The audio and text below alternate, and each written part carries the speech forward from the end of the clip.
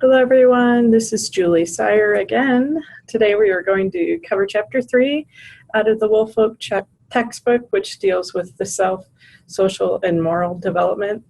Essentially what we are doing is laying down a foundation of understanding to help us understand students at various ages. As we discovered in Chapter 2, Woolfolk divides development up into 4 areas: the physical, the personal, the social, and cognitive. Up until now, we have spent our time on the cognitive with some minor nods toward the physical. In this unit, we expand our understanding of development into the other areas. Oops. Sorry about that. And then it does it again. Okay, so the focus for this week is you should, by the end of the unit, be able to describe the general trends in physical development through childhood and adolescence, to understand the components of Bronfenbrenner's bioecological model, to know and identify the types of parenting styles, to know and identify the popularity levels of children, to understand Erikson's stage theory, to be able to use Erikson's stage theory to explain psychological response, and then to know the components of Kohlberg's theory of moral development.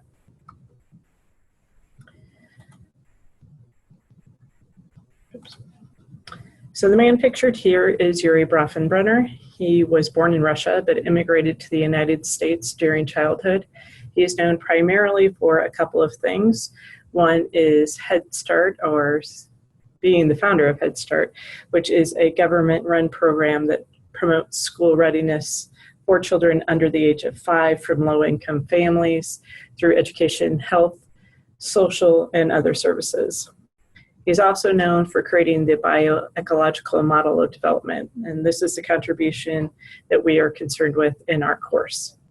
It is important to note that Bronfenbrenner was concerned with the context of development, so how people, primarily children, interact with their environment and how that influences their development.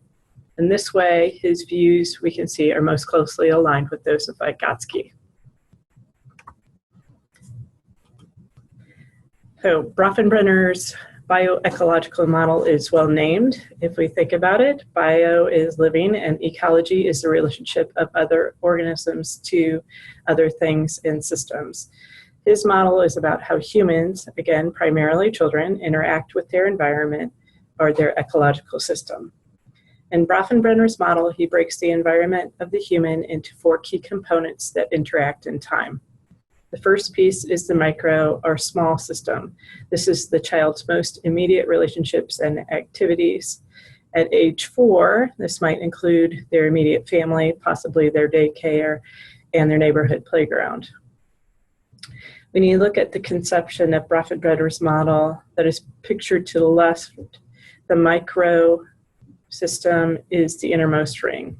The second component of his model is the meso, meaning intermediate or halfway system, which is essentially the communication between different pieces of the microsystem. So how dad talks to the daycare provider and vice versa. As you can imagine, this can have a strong influence on how the child develops. For instance, a daycare provider might provide observations of a child's behavior that cue a parent into realizing that their child is not socializing with other children, which could be a sign of a developmental disorder. Rather than having its own ring, we can picture the mesosystem as a series of arrows going back and forth between people and a child's microsystem. The third component of his model is the exo, or outside system. This ring expands to include the extended family, aunts, uncles, etc., friends and neighbors, the parents' work, healthcare providers, etc. The fourth component is the macro, or large system, and this includes the cultural and government in which a person resides. So things like laws and mores, values, customs, etc. The final component of the model is the chrono, which is time. So chronos is time, which is named after the Greek god Kronos. This is important because if we think about ourselves at 4 or 5, our bioecological model is different from where it was at say, age 15. So the concept there is that we change over time, and if some life event happens, such as a divorce or a move, it can really shake things up.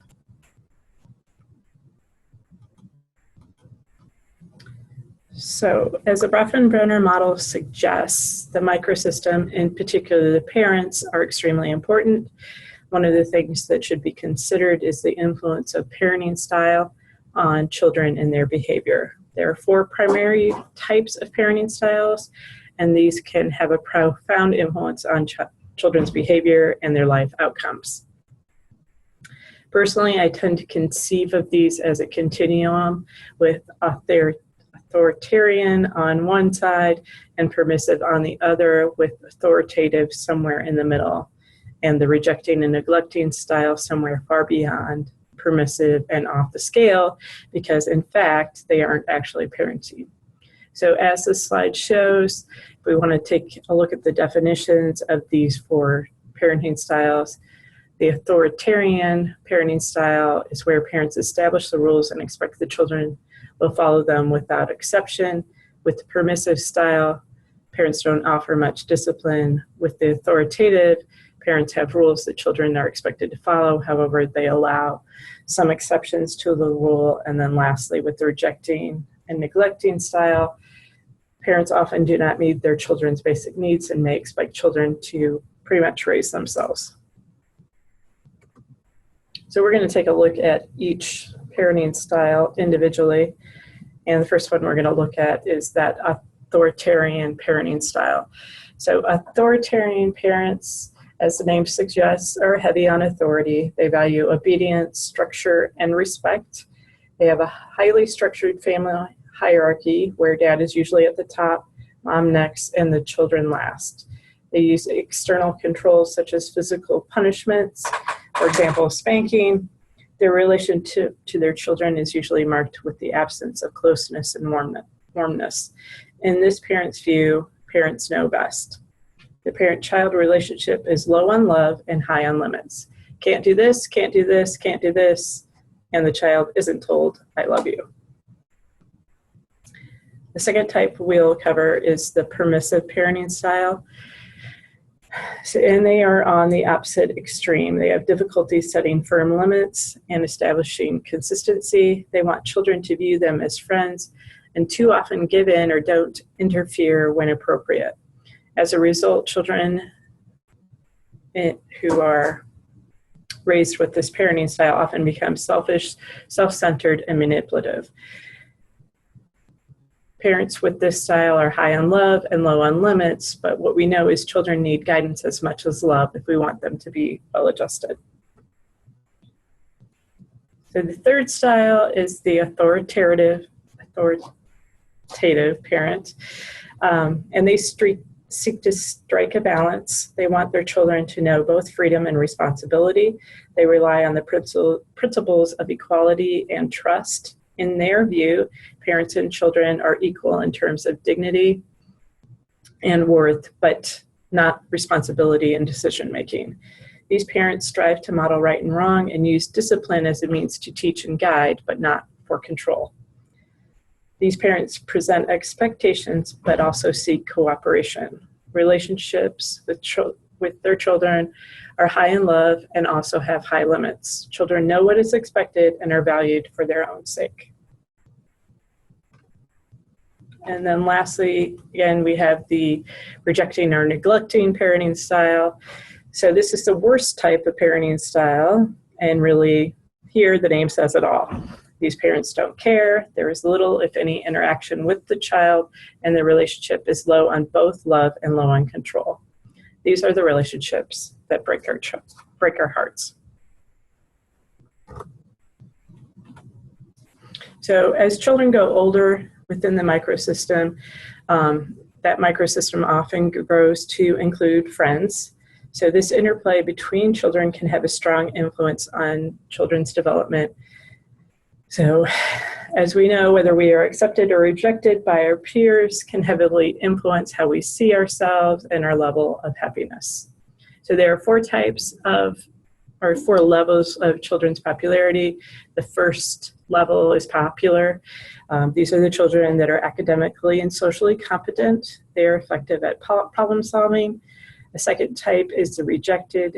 They have high rates of conflict and hyperactivity, so they tend to be the children that no one likes. The third type is the controversial. So they might have both positive and negative social qualities. In other words, they're controversial because some people like them and some people don't. And then we have fourth, the neglected. And while this may sound like they are not given any attention, it's just really that they aren't often seen or noticed. So they tend to be the child that is shy, but they may not be unhappy and may in fact be quite well adjusted. They're just not particularly noticed by other people because of that shyness factor. In fact, they actually prefer that, so that's why they would seem to be actually well adjusted. So that last idea about popularity puts us in a good position to begin talking about our next theorist, which is Erikson. Erikson was born in 1902. He immigrated to the United States during the 1930s and spent the balance of his life here. There are two things that might be his most significant contributions to psychology. One is the creation of the term identity crisis, which is a period of time in which a person's sense of identity becomes insecure. If you've ever heard someone say, "I don't know who I am anymore," then they're probably going through an identity crisis. That term was very popular in the 1970s, but over the year it has definitely lost some of its luster. So the greatest contribution that Erikson made was the development of his 8 stages of psychosocial development. Again, if we take that word psychosocial apart, it becomes apparent that he is talking about the psycho, or the self, and social, or our interactions with the world and how that influences development. The diagram at the bottom of the screen is a depiction of Erikson's 8 stages, which point to periods of conflict which must be dealt with at different points or stages of life. In the next slides, we'll go through each stage and spend time talking about the attributes of each. It should go without saying that Erikson's view of development aligns with that of Piaget in the sense that he is concerned with stages or ages of development. However, Piaget was dealing with cognition and did not consider life during adulthood. Before we begin, I should also point out that Erikson was concerned with ages or true periods of development. However, most psychologists today would consider them to be much more fluid, and it would be possible, for example, to revisit certain stages more than once. For instance, we might find ourselves revisiting intimacy versus isolation if we go through a divorce. And just to briefly go through the stages as they relate to each other. The first stage is basic trust versus basic mistrust. The second is autonomy versus shame and doubt. The third stage is initiative versus guilt. The fourth is industry versus inferiority. The fifth is identity versus role confusion. The sixth is intimacy versus isolation. Seventh is generativity versus stagnation. And eighth is ego integrity versus despair. Again, we will go through each stage individually, and hopefully that will help frame your understanding of each. The first stage in Erikson's theory is basic trust versus mistrust, and this is considered to be the period from birth to 12 to 18 months. This is when babies learn to trust that their parents will meet their basic needs. If a child's basic needs aren't properly met at this stage, he or she might grow up with a general mistrust of the world. So we consider down at the bottom the example of Christopher. So Christopher's mom feeds him every 3 or 4 hours, burps him, walks with him when he is fussy, and makes sure he is dressed warmly every time he goes outside for a walk with her. If that doesn't happen, then the child will develop a mistrust. So there you will start thinking that the world cannot be relied on, which is not what we want.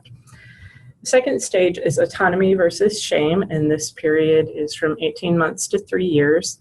During this period, as toddlers, children begin to develop independence and start to learn that they can do some things on their own, such as going to the toilet. If a child is not encouraged properly at this age, he or she might develop shame and doubt about their abilities. So we can consider the example of Daniel. Daniel doesn't want to wear the pajamas his mother chose for him. Instead, he strongly prefers last night's dirty PJs. Daniel's mom agrees and dresses him in his dirty PJ selection. And this is so that Daniel can start to understand that he is able to make choices on his own, which isn't to say is necessarily the right choice. The third stage is initiative versus guilt. This is the period from 3 to 6 years. As preschoolers, children continue to develop more independence and start to do things of their own initiative. If a child is not able to take initiative and succeed at appropriate tasks, he or she might develop guilt over their needs and desires.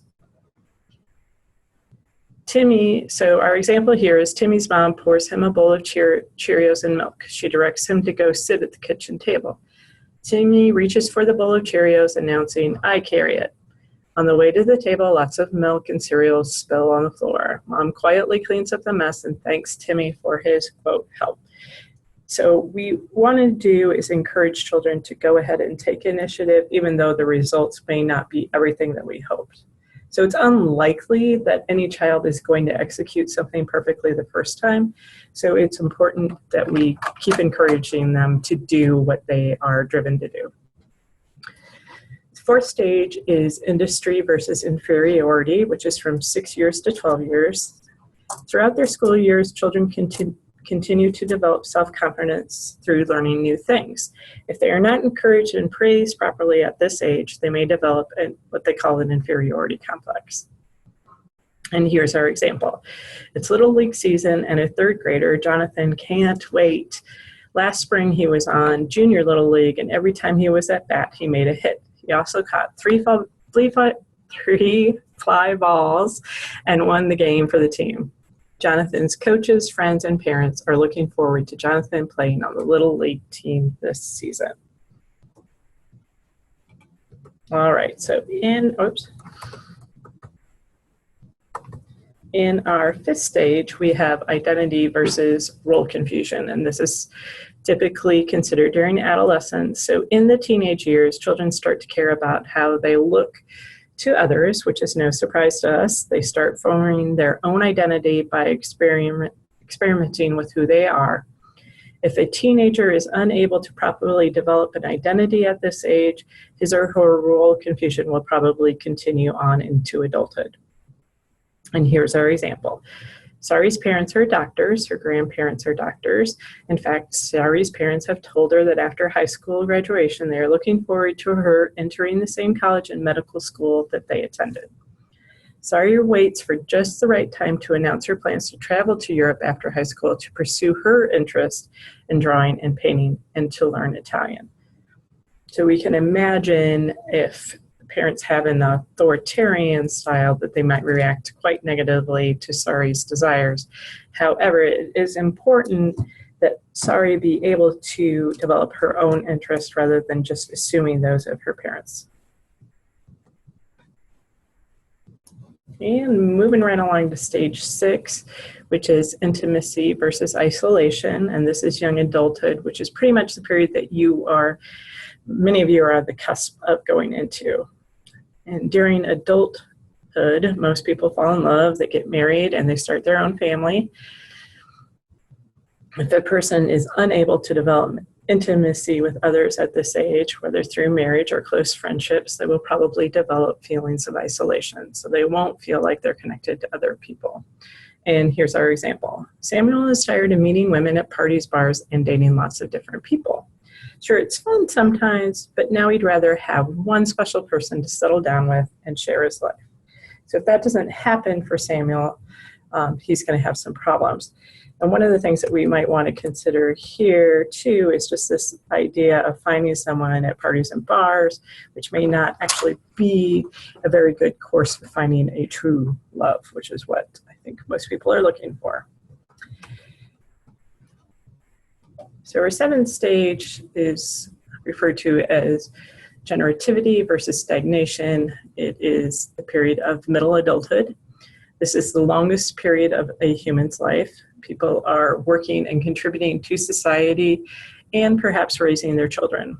If a person does not find ways to be productive during this period, they will develop feelings of stagnation. So they won't feel like they're contributing to society. And here's our example. Jenny has been a very successful businesswoman for nearly 25 years. Her 3 children are reaching adulthood. Jenny decides to start a small business that provides financial advising to young people who are just starting their careers. So Jenny's on the positive end. And the final stage, or stage 8, Erikson calls this ego integrity versus despair, and this is late adulthood. As senior citizens, people tend to look back on their lives and think about what they have or have not accomplished. If a person has led a productive life, they would develop a feeling of integrity. So I did well. If not, they might fall into despair. So I didn't do anything with my life, and now I feel bad. Here's our example. Again, this is a positive example. So this person has developed ego integrity. Bob loves when his grandchildren visit.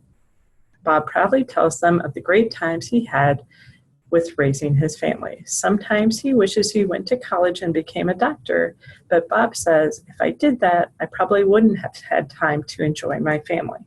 So he's reconciled what he's done with the things that he might have regretted. Okay, so our last theorist for this unit is Kohlberg.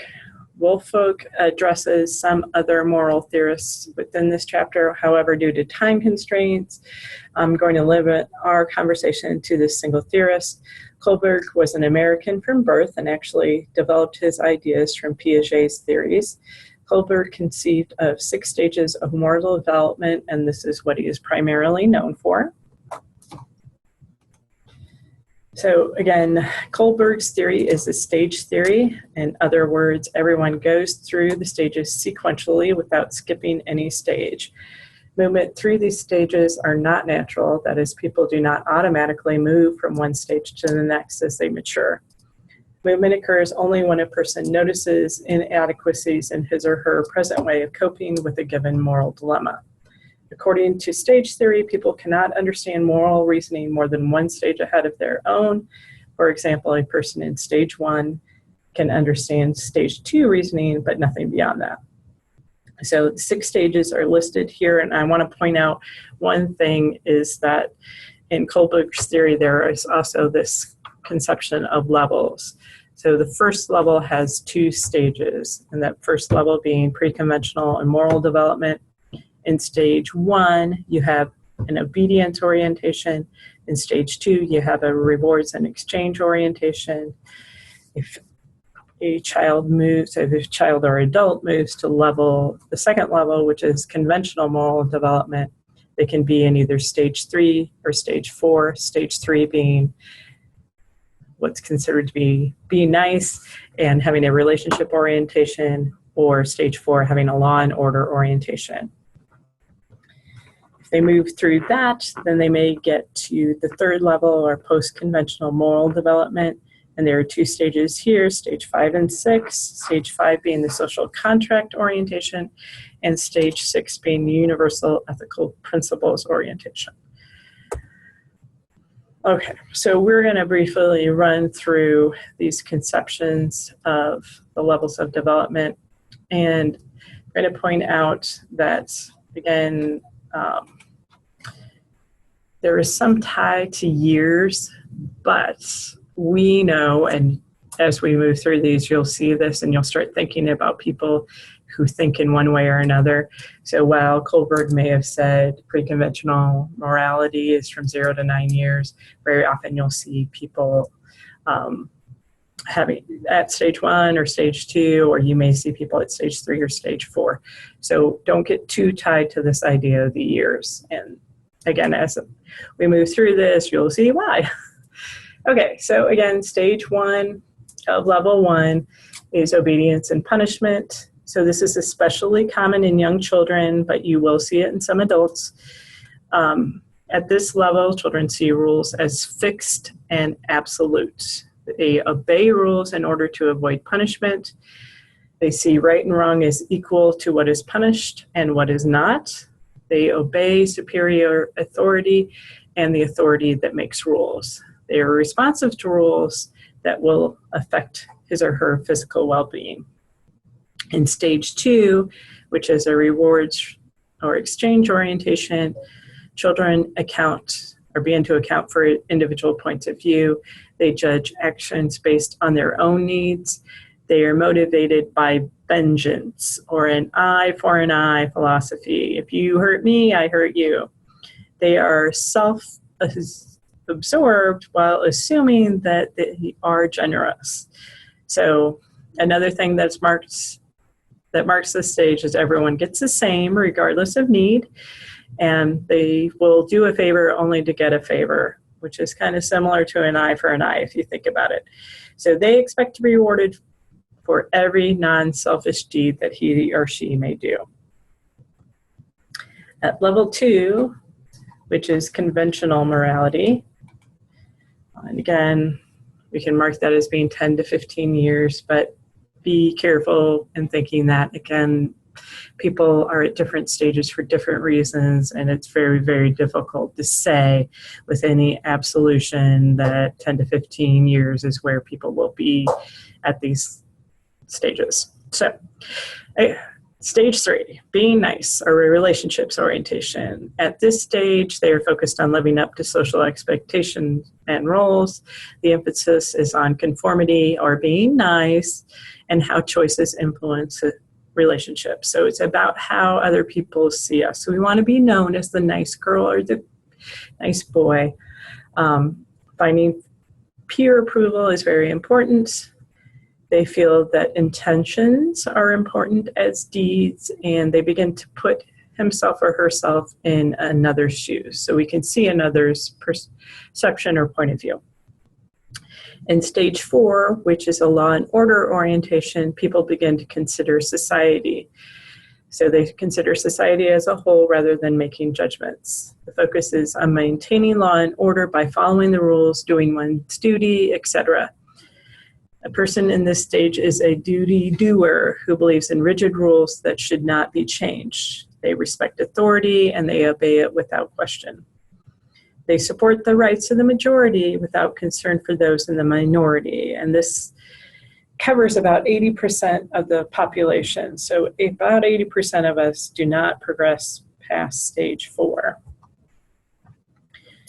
Moving on, we can look at level 3, which is post-conventional morality, and this would be the period from 16 plus. So while I've stated that we don't need to be too concerned about ages, one of the things that I think it's important to note is that we probably can't reach these stages of moral development until these ages. So that's where it kind of falls back to a person cannot see beyond maybe the next stage. All right, so in post-conventional morality, we have 2 stages. Stage 5 is the social contract orientation. So those of you who have read Rousseau's Social Contract, you'll have some familiarity with this concept. At this level, children begin to account for their differing values, opinions, and beliefs of others. The rules of law are important, but members of the society should agree upon standards. At this stage, we are motivated by the belief in the greater good. We believe in consensus, so everyone agrees rather than majority rule. At this stage, we begin to respect the rights of the minority rather than just the majority. At this stage, there is a belief that change in the law is possible, but only through the system. The last stage, or the 6th stage in Kohlberg's theory, is the universal ethical principles orientation, and it is based upon universal ethical principles and abstract reasoning. At this stage, people follow internalized principles of justice, even if they conflict with laws and rules. So it's this idea of there is a greater good. There are higher moral principles than those represented by social rules and customs. At this stage, we will accept the consequences for disobedience of the social rule he or she has rejected, and there is a belief that human dignity is sacred and that all humans have value.